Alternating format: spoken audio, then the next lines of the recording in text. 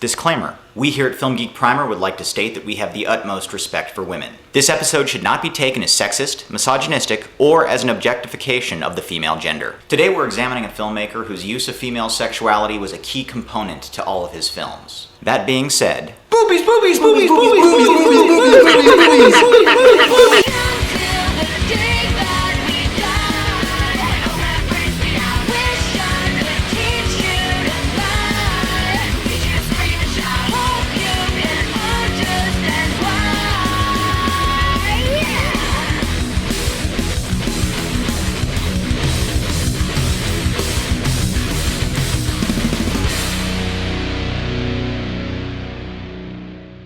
Russ Meyer, the mustachioed master of exploitation who would create a genre unto itself. A genre that would orbit around one key item. Or is that two key items? Enough! That was out of respect! Meyer got his start as a combat photographer in World War II. In fact, some of his footage was seen in the movie Patton. In the Army, Meyer met some of his best friends who would help him in his future film endeavors. In 1959, Meyer made The Immoral Mr. Tease, which dealt with the adventures of a keyhole peeper.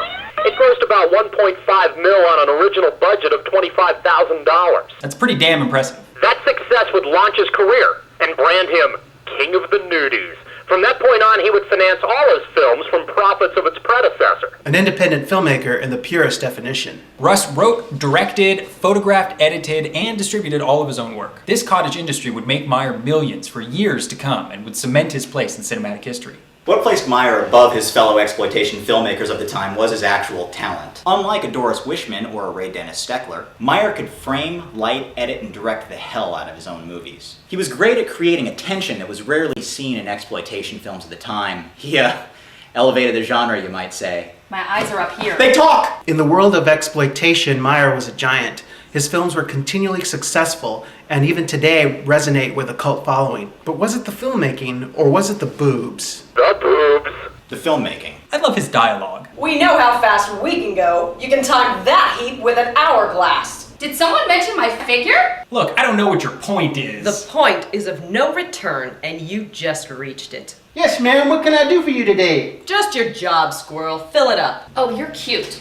Like a velvet glove in cast iron. You're a beautiful animal, and I'm weak, and I want you. Just get to the point. Yeah, I'm thinking of two good points right now.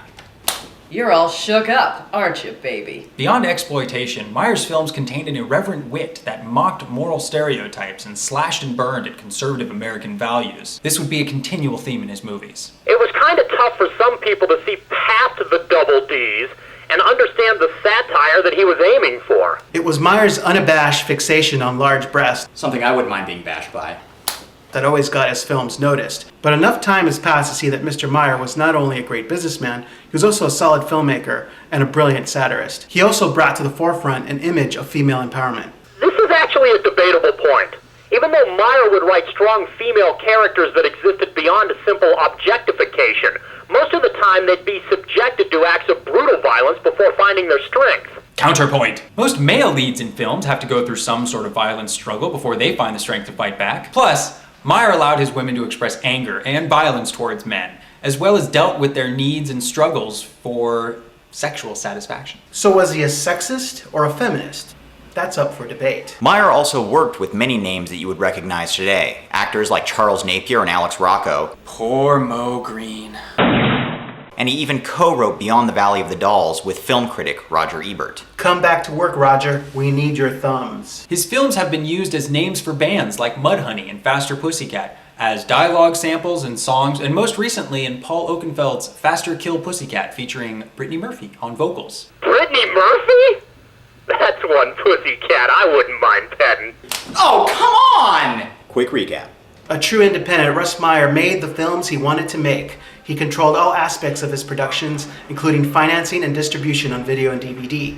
Today, Meyer's films stand as classics in the exploitation genre, with titles like Faster Pussycat, Kill Kill, Motorpsycho, Mudhoney, Up, Beyond the Valley of the Dolls, just to name a few of his 20-plus films. With great writing, editing, and directing, these movies rise above the standard exploitation genre and belong to a brand all their own. Meyer was a much more complex filmmaker than initially perceived, and his work is a point of study for intellectuals and film geeks alike. Whereas women exploited or lionized, characters or caricatures, were they used for satire or objectification? The really is a little bit of everything. A World War II veteran, Russ Meyer.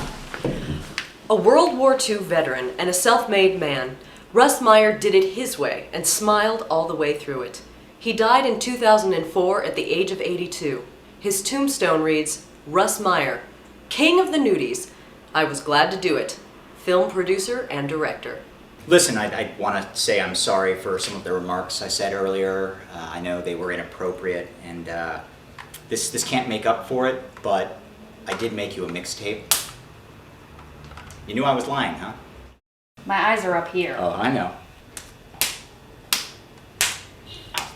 Mommy. You want to try to go for my cheek and not my ear?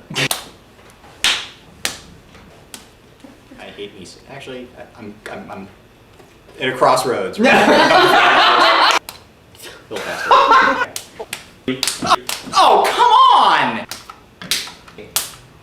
I made you this mixtape, and then somebody's gonna need to slap me. Oh.